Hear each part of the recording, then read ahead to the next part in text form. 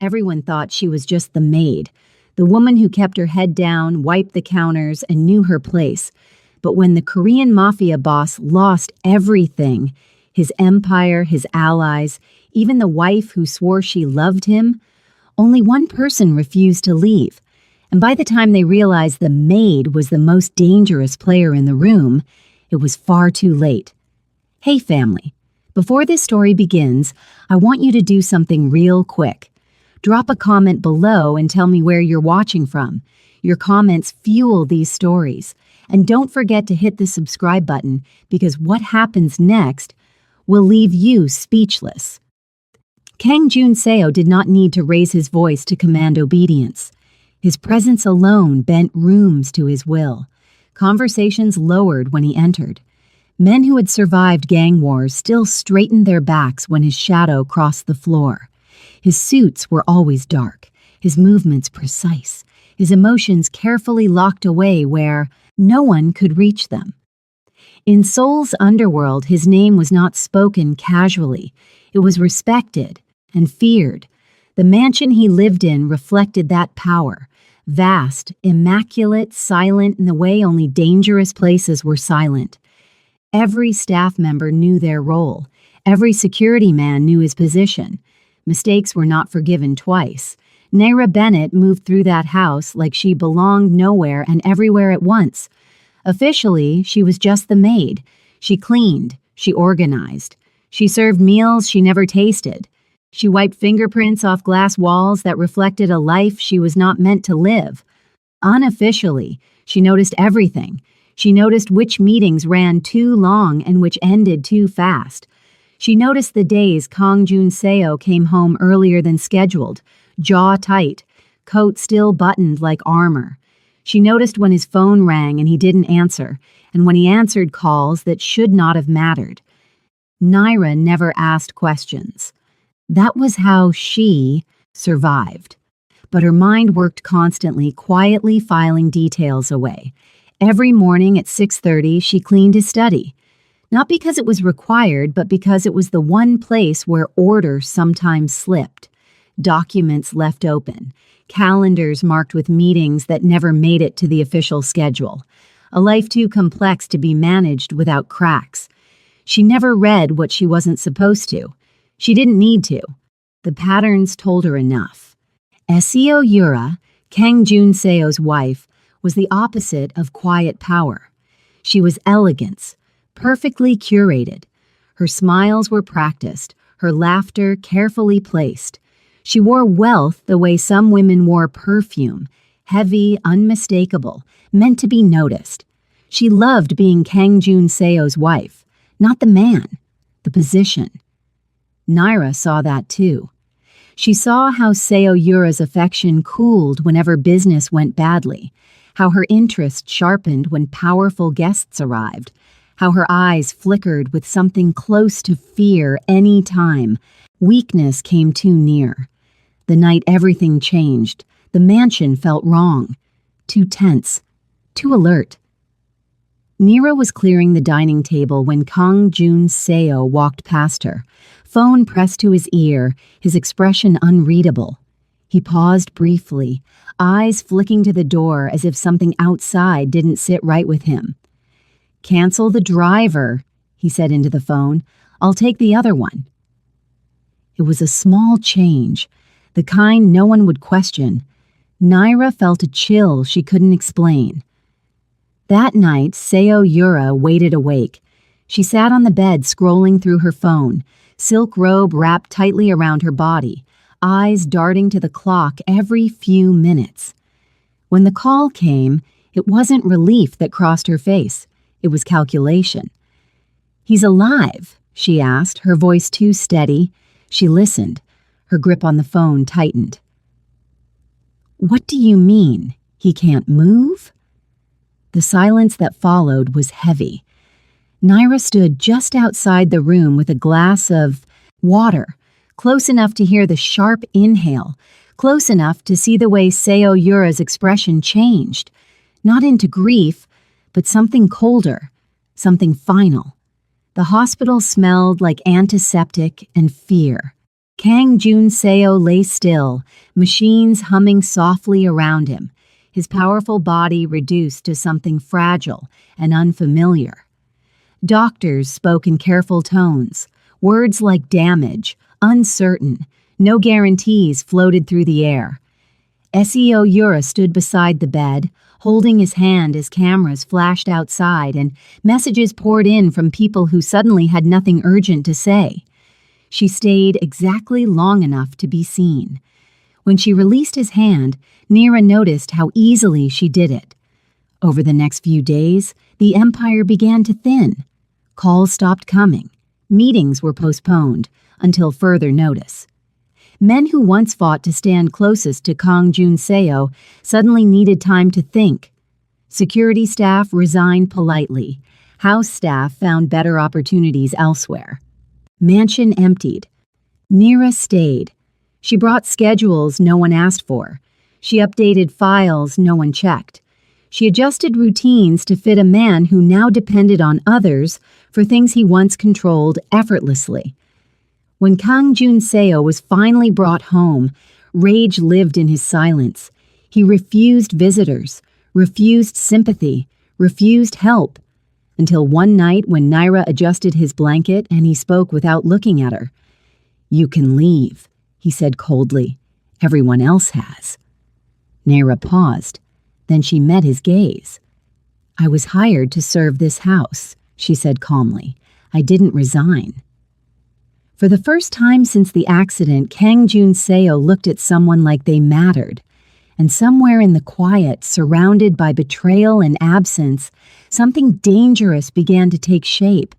The first week after Kang Jun-seo returned to the mansion felt heavier than the silence that followed him. The house was no longer alive with restrained movement and controlled urgency. It breathed slowly now, like something wounded. Entire corridors were shut down, security checkpoints reduced, rooms that once hosted powerful men sat dark and unused. Nira adjusted to the changes without complaint. She learned the rhythm of his new mornings, how long it took him to wake, how his jaw tightened when pain flared, how he hated being watched when nurses came and went. She learned when to speak and when silence was the better mercy. "You don't have to hover," he said one morning, irritation sharp in his voice. "I'm not hovering," Nira replied evenly as she placed his medication within reach. "I'm arranging." He glanced at her, clearly prepared to argue, then stopped. The glass of water was exactly where his hand naturally fell. The curtains were half drawn to avoid the glare that triggered his headaches. The room was quiet without feeling empty. "Everyone arranges," he muttered. "They arrange for themselves," she said simply. "I arrange for you." That shut him up. The calls started coming again, but not for him. They called his assistant first, then his lawyer. Then, when none of them answered, they called Seo Yura. Nira overheard one of those calls late at night. "I can't keep defending him," Seo Yura snapped into the phone, pacing the bedroom. "He's not the same man. People don't wait forever." She paused, listening. "Yes, I understand what he used to be, but that doesn't matter anymore." Nira stood outside the door with folded laundry, her expression unreadable. The next morning, Seo Yura announced her decision. "I'm leaving for a while," she said at breakfast, stirring her tea without drinking it. "This environment isn't healthy." Kang Jun-seo didn't respond. His eyes were fixed on the window, jaw rigid. "For how long?" he asked eventually. Seo Yura hesitated. "Just long enough." "I don't know." That was the answer that mattered. She left that afternoon, with 3 suitcases and a promise to call. She didn't. The day she left, something inside Kang Jun-seo fractured completely. He stopped pretending. He snapped at staff, threw a glass across the room when his hand betrayed him, and dropped it. He refused physical therapy, refused food, refused to be seen. Nira absorbed it all. When he shouted, she waited. When he insulted her, she ignored it. When he told her to get out, she stayed just outside the door. One night, his voice cracked. "Why are you still here?" he demanded. Naira stood near the bookshelf, arms folded loosely. "Because someone has to be." He laughed bitterly. "For what? There's nothing left to protect." She walked closer, stopping just short of his reach. "That's not true." He looked at her sharply. "You don't know what you're talking about." "I know people," she replied, "and I know patterns. The ones who left were never loyal. They were invested." "In what?" His tone was sharp. "In your strength." The words hit harder than he expected. "You think you understand my world?" he scoffed. "I think," Naira said calmly, "that your world was built on fear and convenience. And now that fear is gone. All that's left is truth." Silence swallowed the room. "You talk too much for a maid," he said finally. Naira didn't flinch. "And you underestimate people for a man who used to survive on instinct." He studied her then. Really studied her. Not the uniform, not the bowed posture. Her eyes, sharp, calculating, calm. "Where did you learn to speak like that?" he asked quietly. "Somewhere I don't work anymore," she replied. Days passed, then weeks. Kang Jun-seo slowly allowed physical therapy back into his routine. Not because doctors insisted, but because Naira rearranged his schedule so it felt like his idea. She placed documents where he could reach them, read aloud when his hands shook, updated him on things no one else thought mattered. Small shifts in the city, rumors whispered too quietly to be official. "You shouldn't know these things," he said once. "I listen," she replied. One evening, long after the house had gone quiet, he asked her a question he hadn't planned to ask. "Do you believe people change?" Naira considered it. "I believe people reveal." "What have I revealed?" he asked. "That you trusted the wrong people," she said softly, "and ignored the right ones." He let out a slow breath. "Including you?" She met his gaze. "Including me." That night, he didn't sleep. He lay awake replaying moments he had dismissed. Her calm presence, her quiet efficiency, the way she never once asked for gratitude. Somewhere in the city, Seo Yura attended a gala, smiling for cameras, her arm looped through a man who laughed too easily. And somewhere else, men who once bowed to Kang Jun-seo began meeting without him. Plans were forming, Naira noticed. She noticed unfamiliar cars parked too long outside the gate. She noticed phone lines clicking when they shouldn't. She noticed a familiar name surface twice in conversations that claimed to be unrelated. She said nothing. Not yet. But when Kang Jun-seo asked her one night, "If you had to choose, run or fight, what would you do?" Naira didn't hesitate. "I'd prepare," she said. "Then I'd let them think I was harmless." A slow smile tugged at the corner of his mouth. For the first time since the accident, it wasn't bitter. It was dangerous. The first real test came quietly. It arrived in the form of a visitor Kang Jun-seo hadn't expected to see so soon, Chairman Han. He had been one of Jun-seo's earliest allies, older, respected, careful with his words. The kind of man who never raised his voice because he never needed to. If anyone still carried weight in the underworld, it was him. When the security guard announced his arrival, Jun-seo stiffened. "I didn't approve any visitors," he said. Naira glanced at the tablet in her hand. He didn't request approval. That alone told Jun-seo everything. "Let him in," he said after a moment, "and stay." Naira raised an eyebrow. "You're sure?" "Yes." Chairman Han entered the study with measured steps, his eyes sweeping the room before settling on Jun Seo's wheelchair. A flicker of something unreadable crossed his face. Sympathy, maybe, or relief. "It's good to see you alive," Han said. "Spare me," Jun Seo replied. "You didn't come to check my health." Han smiled thinly and took a seat. Straight to the point. "You haven't changed." "Neither have you," Jun Seo said. "So speak." Han folded his hands. "Your absence has created uncertainty." Nira stood near the bookshelf, silent, invisible by design. "Men are nervous," Han continued. "They don't know who's in charge. Anymore." "I am," Jun Seo said flatly. Han's gaze flicked to the wheelchair before returning to Jun Seo's face. "You were." The air shifted. Nira felt it, the subtle tightening, the moment when politeness gave way to threat. "You came here to tell me to step aside," Jun Seo said.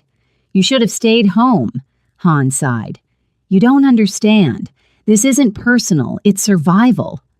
Jun Seo leaned back slightly. "Then you should survive somewhere else." Silence stretched. Han finally noticed Nira. "And who is this?" he asked, his tone dismissive. "My maid," Jun Seo said. Nira inclined her head politely. Han chuckled. "You always did enjoy theatrics." He stood. "Think about what I said. There are men who won't wait as long as I have."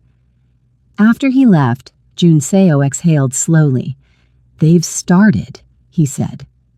Nira stepped forward. "They started the moment you were injured." He looked at her sharply. "Then, why didn't they move sooner?"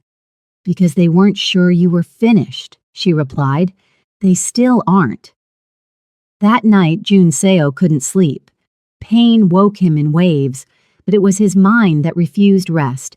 He replayed conversations, faces, betrayals, each one sharper than the last. At some point, he realized Nira was still awake. "You should be resting," he said quietly. "So should you," she replied from the doorway. "Why aren't you afraid?" he asked suddenly. Nira paused. "Of you?" "Of everything," he clarified. "This house, the people circling. What happens if I fall completely?" She walked closer, stopping beside his chair. "I've already lost everything once," she said softly. "Fear doesn't scare me anymore." He studied her. "What did you lose?" She met his gaze. "My career. My name. My sense of control." "Why?" he pressed. "Because I trusted someone who only saw my usefulness," she said. Something dark flashed in his eyes. "Sounds familiar." Nira allowed a small smile. "That's why I stayed." The next morning, things escalated. One of Jun Seo's offshore accounts was frozen, then another. Then a shipment went missing. Nira watched the numbers change on the screen as she updated him, her expression calm. "This isn't random," she said. "They're testing how much you still control." "Or how much I don't," he replied. "They're waiting for you to panic," Nira said. "Don't." Jun Seo laughed quietly. "You sound like you've done this before." "I've managed crises," she replied, "just not ones involving criminal empires." He shook his head. "You're wasted as a maid." Nira didn't respond. That afternoon, Seo Yura finally called. She appeared on the screen glowing, flawless, dressed for attention. "I heard Chairman Han visited," she said casually. Jun Seo's expression hardened. "Word. Travels fast." "You should be careful," she said, feigning concern. "People are saying things." "I'm sure you are," he replied. She hesitated. "I've been thinking, maybe I could come by, for appearances." Nira watched Jun Seo's jaw tighten. "No," he said simply. Seo Yura blinked. "No, you left," he said. "That was your decision." Her smile thinned. "You're being unreasonable." I'm being honest." The call ended abruptly. Nira exhaled slowly. "She'll come back," Jun Seo said, "when she smells blood or power." "Then don't bleed," Naira replied. That night, Naira uncovered something she hadn't expected. A name buried deep in a set of old records, one that appeared just before the accident, then vanished completely. The replacement driver. She stared at the screen, her heart pounding. Someone had planned this carefully, and if she was right... "They're closer than you think," she said, quietly when she showed Jun Seo. He read the name once, then twice. A slow, dangerous smile spread across his face. "So it begins," he murmured. Nira met his gaze, steady and unafraid. "No," she said. "It already did. Now we move." Kang Jun Seo read the name on the tablet again, and again. The replacement driver had appeared out of nowhere, passed checks too cleanly, disappeared too perfectly. No history worth tracing, no trail meant to be followed. "This wasn't random," Jun Seo said finally, his voice low. Nira stood a few steps away, hands folded in front of her, posture respectful. "No, sir." He looked at her. "You're certain?" "Yes."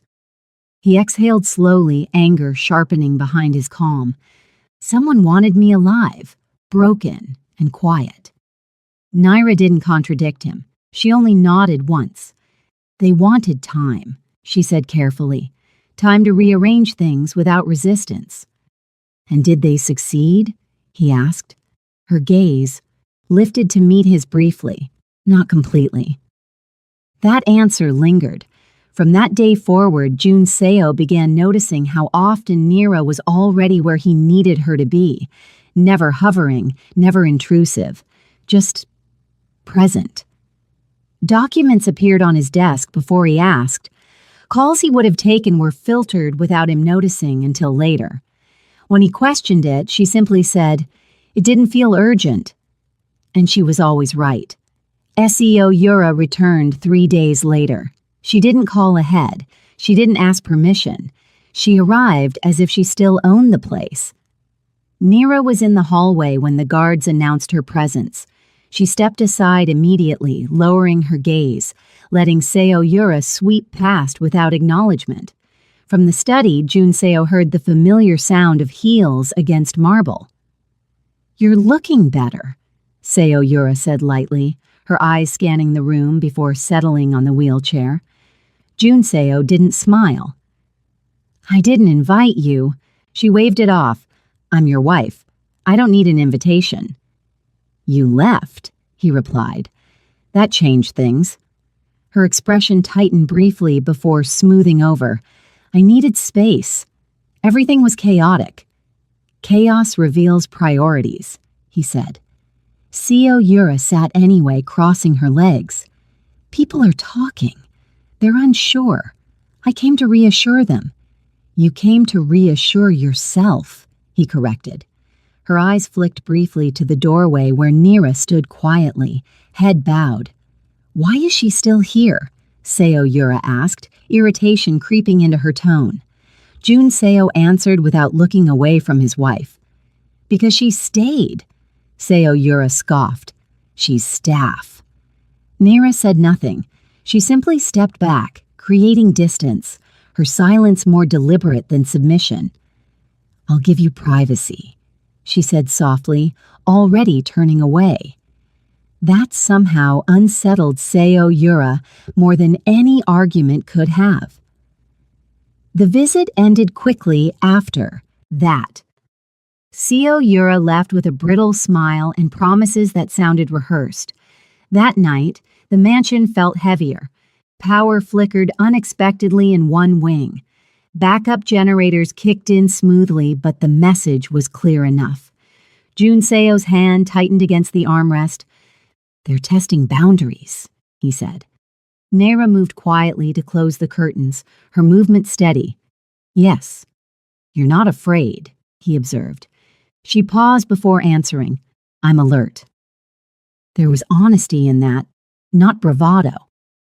Later, as he reviewed old records, he noticed something off. "These files were moved," he said. "Yes," Naira replied. "I reorganized them." "Why?" "Because some of the access logs didn't make sense," she said carefully. "I didn't want to alarm you unless I was sure." "You took initiative." "I took responsibility," she corrected softly. He studied her for a long moment.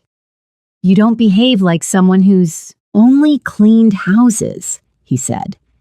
Naira hesitated, just slightly. "I wasn't always here." That was all she offered. Over the next few days, pressure mounted. One offshore account froze. A shipment rerouted without authorization. A trusted courier vanished. Each move was subtle, calculated. "They're bleeding me slowly," Jun Seo said one evening. Naira placed a folder beside him. "They want you frustrated, reactive." "And you?" he asked. "What do you want?" She didn't answer immediately. "I want you to survive this," she said at last. "Not just regain control, but see clearly who stands where." The house grew quieter. At night, when pain made sleep impossible, Jun Seo found himself listening for Naira's footsteps, not because he needed her, but because her presence grounded the chaos. One evening, he spoke without turning to look at her. "Why didn't you leave?" Naira stopped where she was. "Because leaving felt like surrender," she said softly. "And I've already surrendered once in my life. I won't do it again." He turned then, studying her face. Not the maid, not the employee, but the woman behind the restraint. "You don't owe me loyalty," he said. "I don't give it lightly," she replied. The words settled between them. Outside the mansion, men met in secret. Names were spoken carefully, plans layered over plans. Inside, something quieter was forming, trust. And though neither of them said it aloud, both understood the truth. The people who orchestrated Kang Jun Seo's fall were watching closely, and they had completely underestimated the woman who stayed silent in the room. The mansion learned a new rhythm. It moved slower now, more deliberately, like a chessboard mid-game where every piece mattered. Kang Jun Seo noticed it first in the mornings, the way the house woke without noise, the way schedules adjusted themselves without explanation. Naira made sure of it. She didn't announce changes. She implemented them. Security rotations shifted subtly. Entry logs tightened. Deliveries rerouted through quieter channels. Jun Seo would notice an outcome before he noticed a decision. "You anticipated this," he said one afternoon, studying a report she had left open for him. "Yes," Naira replied simply. "You didn't ask." "I didn't need to," she said. "You would have agreed." He watched her closely. "You're learning how I think." She met his gaze briefly. "I'm learning how people think when they're afraid." That answer stayed with him. The city, meanwhile, was restless. Rumors drifted through whispered conversations and coded calls. Some said Kang Jun Seo was finished. Others said he was biding his time. A few said nothing at all, and those were the ones that worried Naira the most. One evening, as rain pressed softly against the windows, Jun Seo spoke without preamble. "Chairman Han hasn't reached. Out again." Naira set a folder down beside him. "That's deliberate. He wants me to make the next move." "He wants you to expose yourself," she corrected gently. "And if I don't?" "He'll force your hand." Jun Seo leaned back slightly. "Then we let him think he's succeeded." Naira hesitated. "That's dangerous." He smiled faintly. "So is doing nothing." She didn't argue. Instead, she adjusted her approach. The next few days, Naira allowed small mistakes to happen, missed calls, delayed responses, minor lapses that suggested disorganization. It was calculated weakness. Jun Seo watched from the inside, trusting her judgment more than he realized. "You're playing them," he said one night. "I'm letting them play themselves," she replied. That night, he asked her to stay longer than usual, not for work, just presence. They sat in the study as rain turned to mist outside. The silence between them wasn't awkward. It was heavy with things unsaid. "You never talk about your past," he said quietly. Naira's hand stilled. "There isn't much worth talking about." "That's never true," he said. She considered him for a long moment. "I used to manage people who underestimated me, until one of them took credit for my work and left me with nothing." He frowned. "You let it happen?" "I trusted him," she replied. "That was my mistake." Jun Seo nodded slowly. "Trust is expensive." "Yes," Naira agreed, "and rare." From that night on, something shifted. He stopped seeing her as someone who stayed out of loyalty alone. He began seeing her as someone who chose to stay, eyes open, fully aware of the danger. Seo Yura called again. This time, Jun Seo didn't answer. Naira watched the phone vibrate once, twice, then fall silent. "She's desperate," Naira said quietly. "She's calculating," he corrected. "Desperation comes later."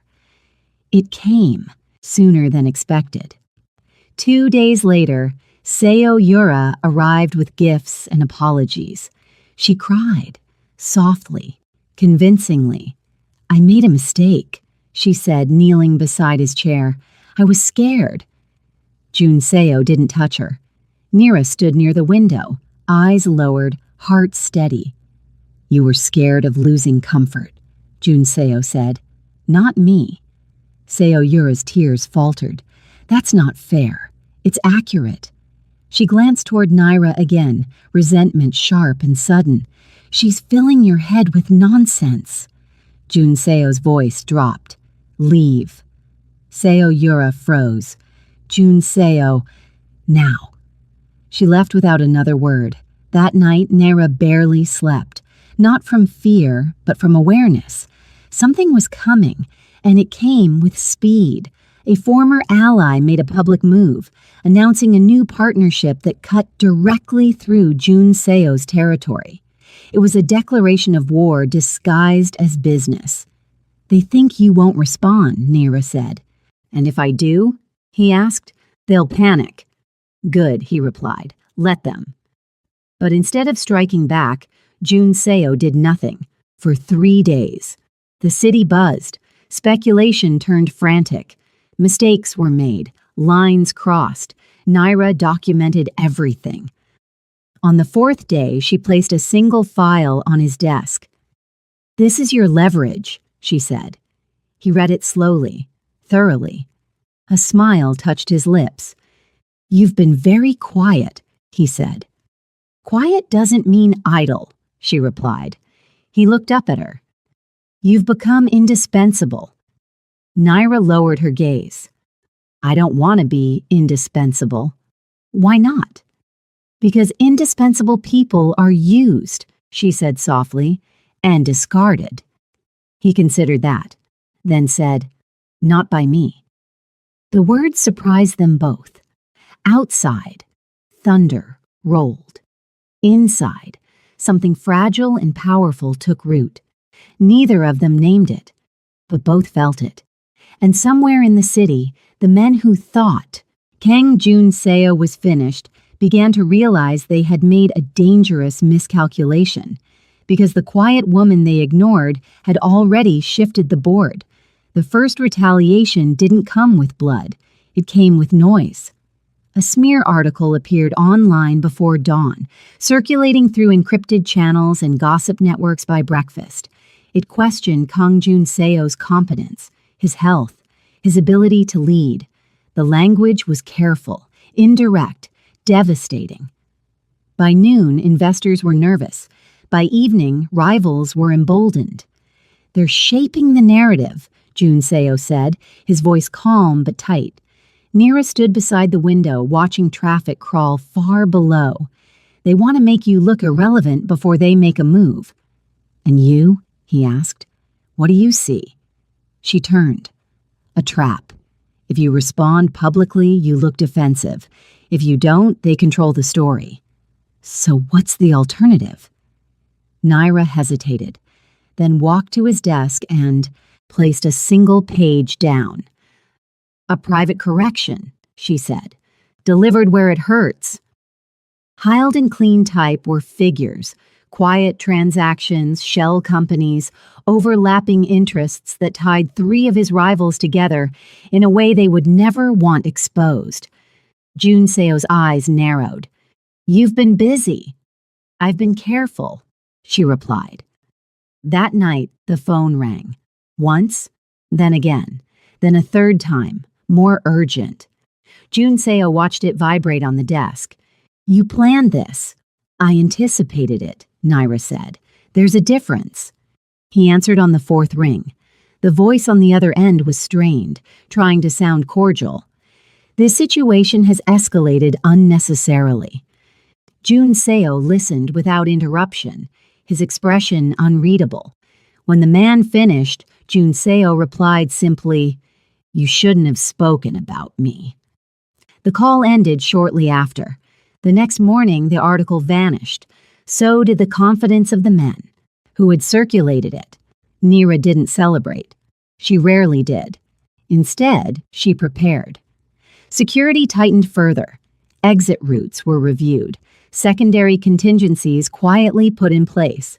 She slept lightly, waking at the smallest sound.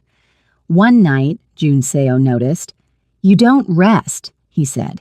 I do, she replied. Just not deeply. Because of me?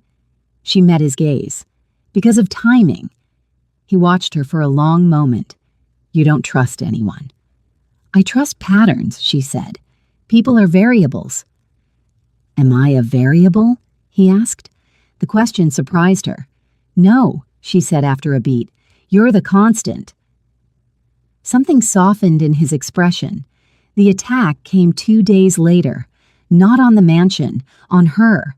Nira was leaving a supply meeting when she noticed the car following her. Not close enough to be obvious, not far enough to be coincidence. She didn't panic. She changed routes. The car stayed. Her phone buzzed. Once. A message from an unknown number. We know who you are. Nira didn't reply. She turned into a busy street, parked abruptly, and stepped into a cafe crowded with people. The car drove past without stopping. She waited 10 minutes before leaving.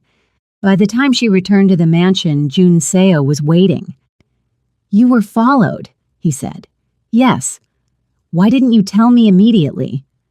Because I needed to confirm, she replied. His jaw tightened. They crossed a line. They're testing you, she said calmly, through me. That night, Jun Seo couldn't hide his anger. They think you're leverage, he said, his voice sharp. Naira met his gaze. I am. No, he snapped. You're not expendable. The word hung between them. She lowered her eyes slightly. Careful. Why? He asked. Because I'm saying too much? Because you're reacting, she said softly, and reaction is what they want. He exhaled slowly, forcing himself to settle. Stay inside for a few days, he said. I can't, she replied. They'll notice. Let them, he said. I won't risk you. Her voice was steady. This isn't about risk. It's about control. He studied her face. You're asking me to let you be bait. I'm asking you to trust me. Silence stretched. Finally, he nodded. One condition. She waited. You don't do this alone. The days that followed were a careful dance. Naira continued her routines, visible but protected. Jun Seo made strategic moves behind the scenes, cutting off resources, isolating aggressors. One by one, pressure shifted, but so did emotions. Late one evening, after a particularly tense day, Nira found Jun Seo in the study, staring out at the city. "You could leave," he said without turning, "before this gets worse." She stepped closer. "You don't mean that." "I do," he said. "I won't hold you here." Nira stood beside him, close enough to feel the warmth of his presence. "If I leave now, everything we've done unravels." "That's not why I said it." She looked at him then, really looked at him. "You're afraid," she said gently. "Yes," he admitted, "and that should terrify you." "It doesn't," she replied. He turned toward her, eyes dark and searching. "Why?"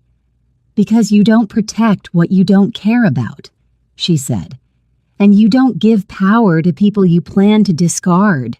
The truth in her words was undeniable. For a moment, neither of them moved. Then Junseo reached out, slowly, carefully, and covered her hand with his. The touch was light, intentional, not possession, connection. Neither pulled away. Outside, the city glowed with false calm. Inside, the balance shifted again, and the people watching from the shadows began to realize something had changed. The maid they intended to use as leverage had become the line they could no longer cross. The city stopped pretending after that. What had once been whispered now moved openly. Meetings happened without invitations. Alliances shifted in daylight. Men who once lowered their heads now looked directly at Kang Junseo's empty chair at the table and spoke anyway. They weren't afraid anymore, and that, Naira knew, was the most dangerous phase. "They think your silence means surrender," she said quietly as she stood behind him, adjusting the blanket over his legs. "It doesn't," Junseo replied. "It means I'm choosing where to strike." "Then they'll force your hand," she said. He nodded once. "They already are." The next blow came through someone Nira hadn't expected to feel personally. Her phone rang late at night, a number she hadn't seen in years. She didn't answer at first. Then it rang again. "Naira," the voice said when she finally picked up. "It's me." Her chest tightened. "You shouldn't be calling." "I wouldn't if I had a choice," the man replied. "They found me." "Who?" she asked, though she already knew. "They asked about you, about where you work, who you're close to." Naira closed her eyes slowly. "What did you tell them?" "The truth," he said, "that you're just a maid." The word stung more than she expected. After the call ended, Naira sat in the dark for a long time. She didn't tell Junseo right away, not because she didn't trust him, but because she needed to think. The next morning, Junseo noticed. "You didn't sleep," he said. "I did," she replied, but her voice lacked conviction. "Something happened," he pressed.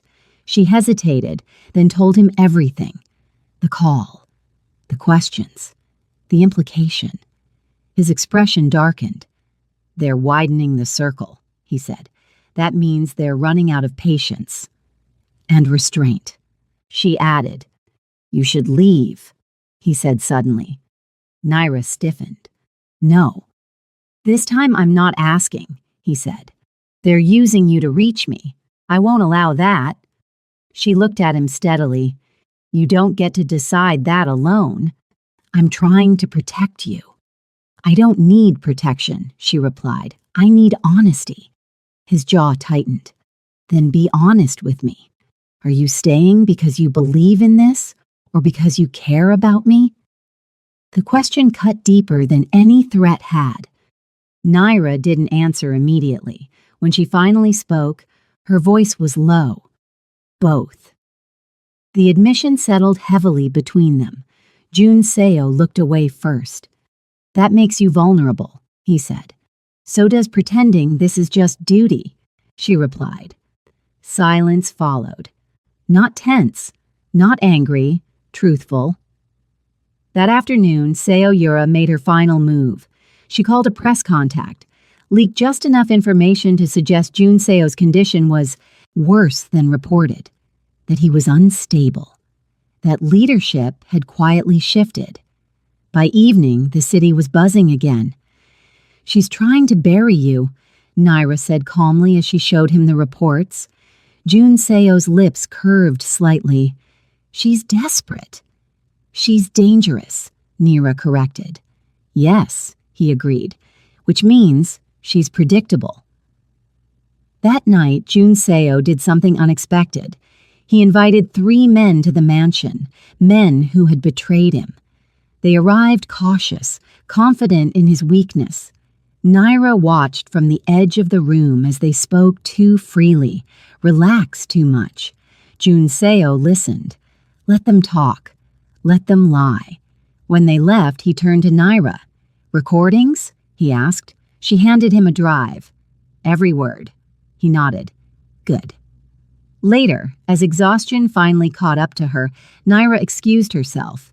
She didn't make it far. Halfway down the corridor, her knees buckled. Jun Seo heard the sound before he saw her. "Naira!" he called sharply.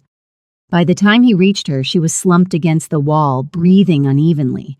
He crouched as best he could, his injury limiting him, frustration flashing across his face. "What's wrong?" he demanded. "I'm fine," she whispered, even as tears slipped free. "You're not," he said. She shook her head, voice breaking. "I'm tired." That was all it took. Jun Seo pulled her closer, ignoring the pain in his body, holding her carefully. "You don't have to be strong all the time," he said quietly. She laughed weakly. "Someone has to be." "Not alone," he replied. For the first time since she had arrived at the mansion, Naira allowed herself to cry. Not loudly, not dramatically, just enough to release what she'd been holding in. Jun Seo held her, his hand resting protectively at her back. In that moment, something changed irrevocably. This was no longer about strategy, or loyalty, or survival. This was about 2 people standing in the ruins of betrayal, choosing each other without saying the words out loud. And somewhere beyond the mansion walls, the enemies watching began to realize a dangerous truth. Breaking Kang Jun Seo had not made him weaker. It had given him something far more powerful to fight for. The city shifted before it realized it had. Deals stalled, meetings were postponed, calls went unanswered, not because Kang Jun Seo was unreachable, but because the men who once circled him were suddenly too busy protecting themselves. The recordings Naira had secured did their work quietly. One by one, information leaked through the right channels, not to the public, not to the press, to the people who mattered, the ones who understood consequences.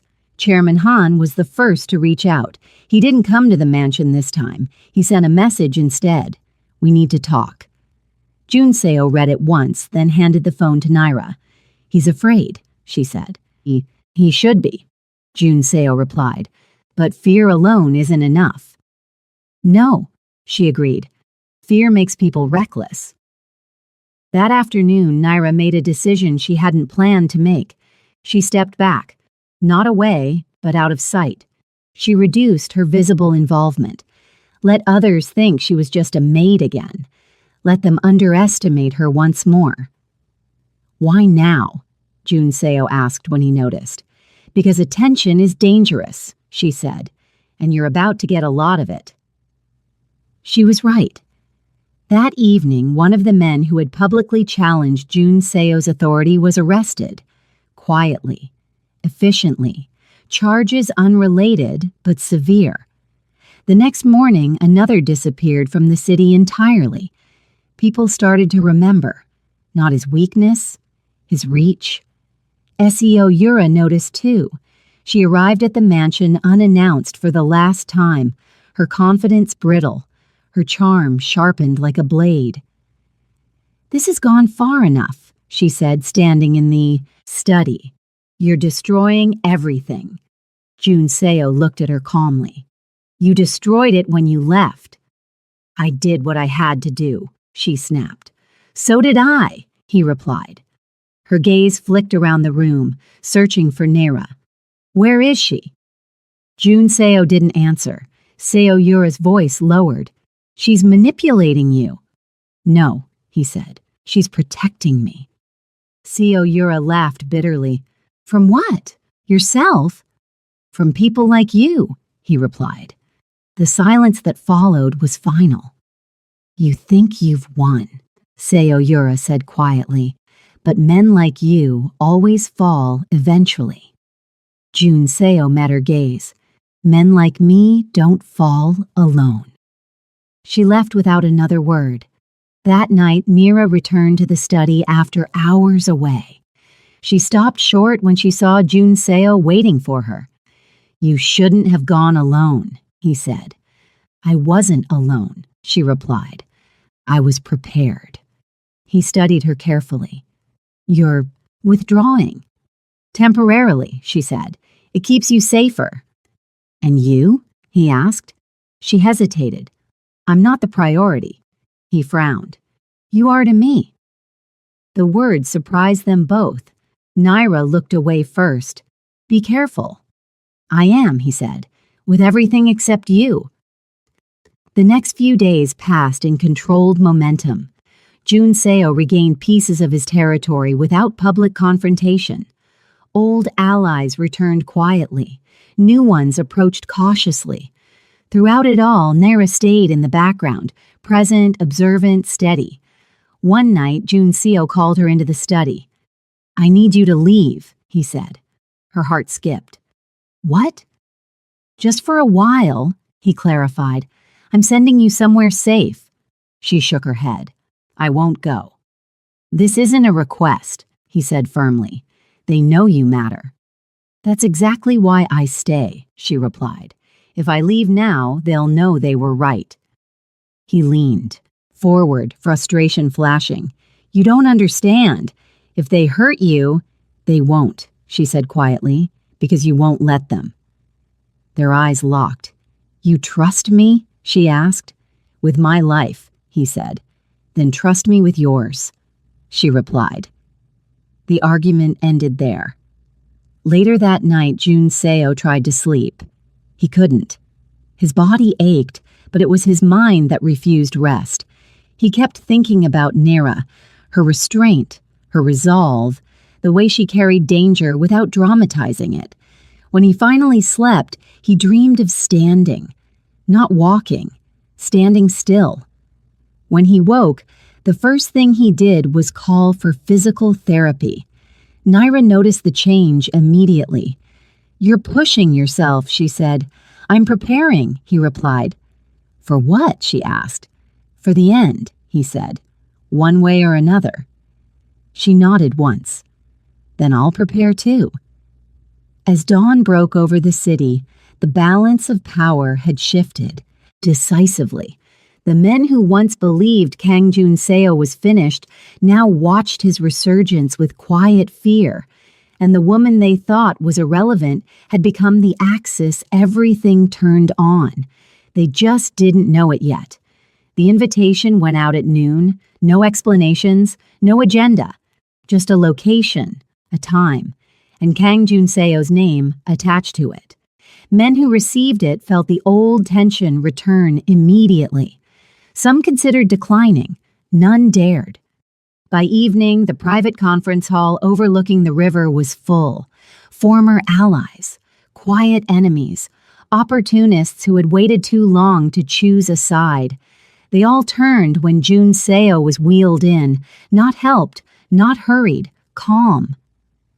Naira followed several steps behind, dressed plainly, eyes lowered, blending into the background she had mastered. Whispers rippled through the room. He looked thinner, still seated, still wounded, still dangerous. Jun Seo didn't speak right away. He let the discomfort grow. I won't take much of your time, he said finally. I know some of you are busy rewriting history. A few men shifted in their seats. While I was recovering, he continued evenly, certain assumptions were made about my strength, my reach, my relevance. He paused, letting his gaze move slowly across the room. I'm here to correct those assumptions. A screen lit up behind him. Recordings played. Voices filled the hall, familiar, confident, careless. Plans discussed openly. Territories divided prematurely. Names mentioned that should never have been spoken aloud. One by one, faces drained of color. Chairman Han rose halfway from his seat.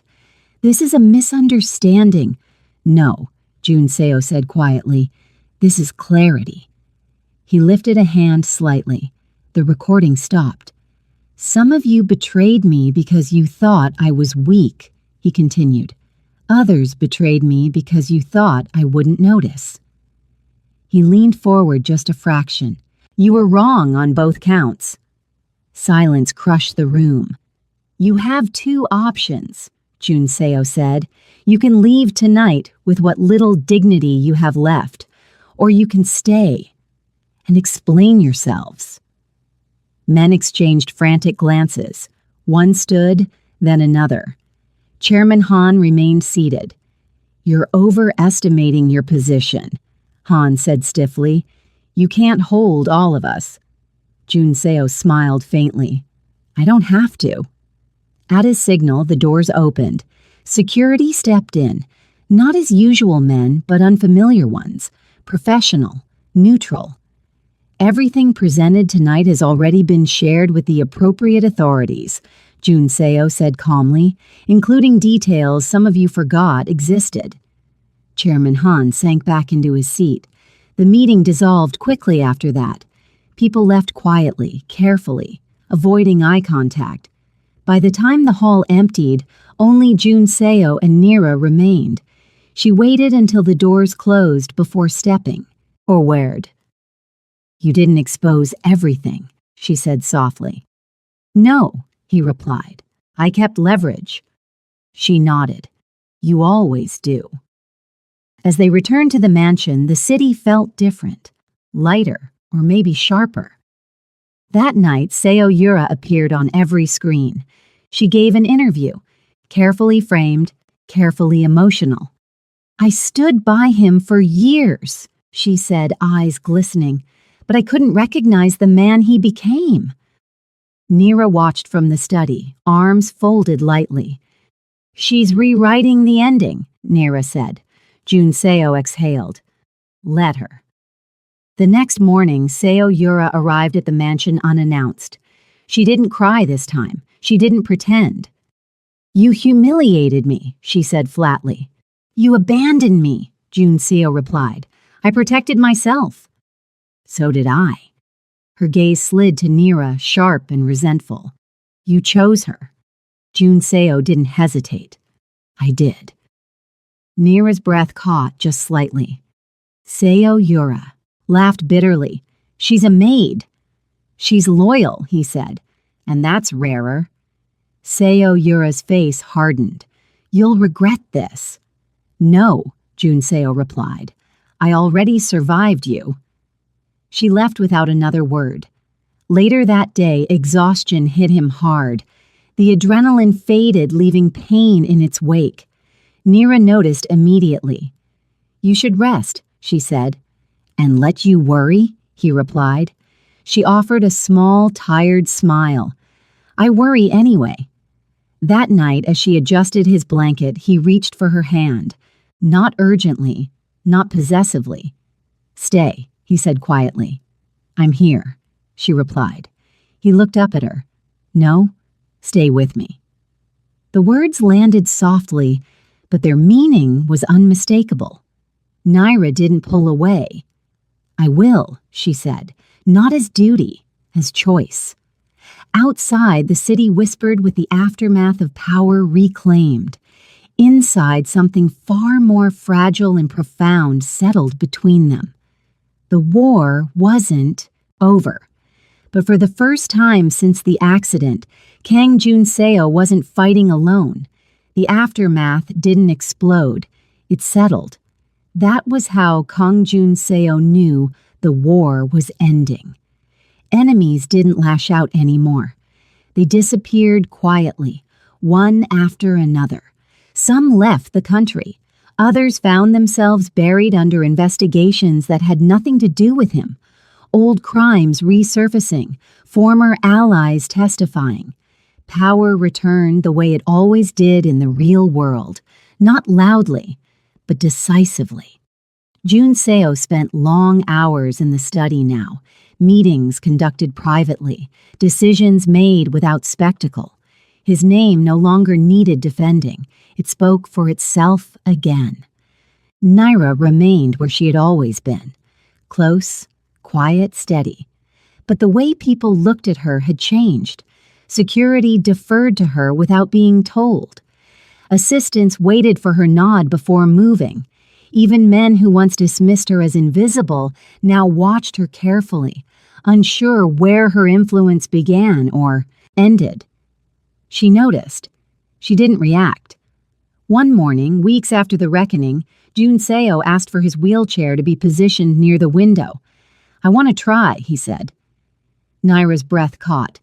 The doctor said, "I know what the doctor said," he replied calmly. "I also know my body." She didn't argue. She simply moved closer. Physical therapy had been slow, brutal, humbling. Pain tested his discipline daily. Progress came in inches, not miracles. When he placed his hands on the arms of the chair, Naira stood directly in front of him, not touching, just there. "If this doesn't work," he said quietly, "I don't want pity." "You won't get it," she replied. He pushed. Muscles trembled. Breath stalled. For a moment, nothing happened. Then, slowly, he rose. Not fully upright, not steady, but standing. Naira's eyes filled, though she didn't move. Jun Seo closed his eyes briefly, grounding himself before lowering back into the chair. Silence followed. Then he looked at her and smiled, not with triumph, but relief. "I'm still here," he said. "Yes," she replied softly. "You are." Recovery became routine after that. Standing for seconds turned into minutes. Minutes into steps, each gain earned, never assumed. And through it all, Naira stayed. Not because she was needed, but because she chose to. The final matter came unexpectedly. SEO Yura sent a message. "I need to speak with you. Alone." Naira saw it when Jun Seo placed the phone down. "You don't have to," she said. "I know," he replied, "but I should." They met in the garden. Seo Yura looked different, less polished, more tired. Power had always been her shield. Without it, she seemed smaller. "You won," she said bitterly. Jun Seo shook his head. "No, I survived." She laughed softly. "You chose her." "Yes. She was never meant to matter," Seo Yura said. "That was your mistake," he replied. "You thought value came from position." She looked at him for a long moment. "Do you love her?" He didn't hesitate. "Yes." The word settled finally, completely. Seo Yura nodded once. "Then this is goodbye." She walked away without turning back. When Jun Seo returned inside, Naira was waiting near the staircase. "It's done," he said. She studied his face. "Are you all right?" "Yes," he replied, "because I didn't lose anything worth keeping." Weeks later, the announcement was made. Not a press conference. Not a celebration. A quiet restructuring. Jun Seo retained control of his empire, but publicly stepped back from its most visible operations. New leadership was appointed. Boundaries were drawn. And then, one morning, he called Naira into the study. "You're leaving," he said. Her heart stuttered. "What?" He slid a folder across the desk. Inside was a contract. Not employment. Ownership. "I'm dissolving. Your position as staff," he said. "Effective immediately." Naira's hands trembled slightly. "I didn't ask for this." "I know," he replied. "That's why you deserve it." She swallowed. "What is this?" "Freedom," he said, "with choice." She looked at him, eyes shining. "And if I walk away?"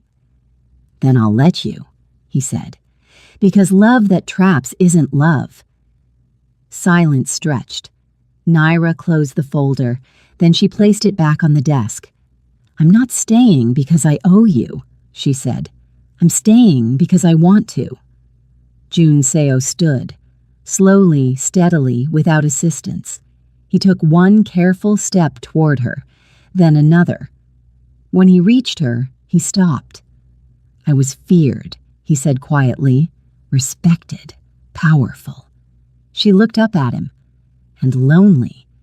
"Yes," he admitted, "until you stayed." He took her hands gently. "I don't need a maid," he said. "I don't need a strategist. I don't even need saving." He met her eyes. "I need you." Naira exhaled shakily. "Then stand with me, not above me." He smiled. "Always beside you." Their kiss wasn't rushed. It wasn't desperate. It was earned. Later, as dawn broke over the city that once bowed to fear alone, Kang Jun Seo stood at the window with Naira beside him, two people who had survived betrayal by choosing integrity over convenience. Sometimes, the people who abandon you during your weakest moments were never meant to walk with you into your strongest ones.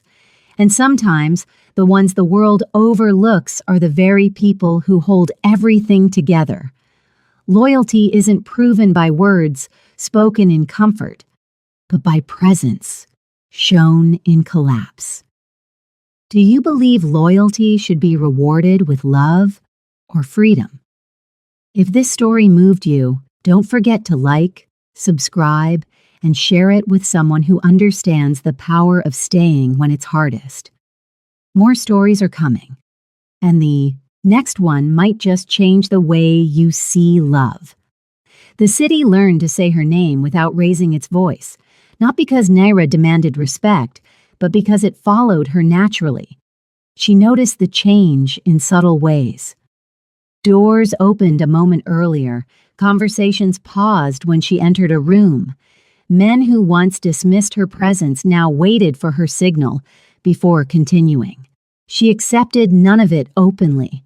Power, she understood now, was most dangerous when flaunted. The mansion changed, too, not in structure, but in spirit. The silence that once came from fear softened into something calmer. Staff returned, not because they were ordered to, but because the house no longer felt like a battlefield. And Kang Jun Seo walked its halls again, slowly, carefully, still healing. Some days were strong, others reminded him how close he had come to losing everything. On difficult nights, Naira stayed nearby, not hovering, not intruding, just present. "You don't have to stay. Awake," he told her once. "I know," she replied. That answer always grounded him. They didn't rush what they were becoming. There were no public declarations, no dramatic announcements. They learned each other quietly. How he preferred silence in the mornings, how she needed space when overwhelmed, how both of them flinched just slightly at raised voices. Healing took patience. So did love. One afternoon, Naira found Jun Seo standing alone in the garden, his cane resting lightly in his hand. "You should have called someone," she said gently. He smiled. "I wanted to try alone." She stepped closer. "And?" "I didn't fall," he said. "That's progress." She smiled back, warmth easing between them. "I used to think strength meant never needing anyone," he said quietly. "And now?" she asked. "Now I know it means choosing who stands with you when you're not strong yet." She took his hand without thinking. He held it. The invitation arrived a week later, a private council. Quiet recognition, an acknowledgement of shifts that had already happened. "They want you there," Jun Seo said, handing Naira the letter. She read it carefully. "I don't need visibility. I know, he said, but they need truth. That night, Neera dressed simply, elegance without effort. When she entered beside Jun Seo, matching his pace, not supporting him, the room stilled. Not because of fear, because of awareness. Jun Seo spoke briefly about restructuring and accountability. Then he turned to her. This woman, he said calmly, was never meant to matter in your eyes, and that nearly destroyed me. No one interrupted. She stayed when loyalty became inconvenient, he continued, and she chose integrity when betrayal was easier. Neera held her head high. Any future connected to me, Jun Seo finished, acknowledges her. There was no applause. There didn't need to be. On the drive home, Neera stared out the window. You didn't have to do that, she said. Yes, he replied. I did. Why? Because I will never let you be invisible again, he said, and because love that hides is fear. She absorbed that quietly. Weeks later, Neera stood in the same study she once cleaned without being seen. The desk was different now, clearer, intentional. An envelope waited for her, choice without obligation. She closed it and walked outside. Jun Seo looked up as she approached. Well? She smiled softly. I'll stay. Relief crossed his face, unguarded. On one condition, she added, name it. We never become the kind of people who abandon others when they fall, she said, and we never forget who stayed when it mattered. He nodded. Agreed. They stood together as the sun dipped behind the city. Two people shaped by betrayal. Two people rebuilt by loyalty. And if the world remembered their story, it wouldn't be because of fear or power, but because someone stayed.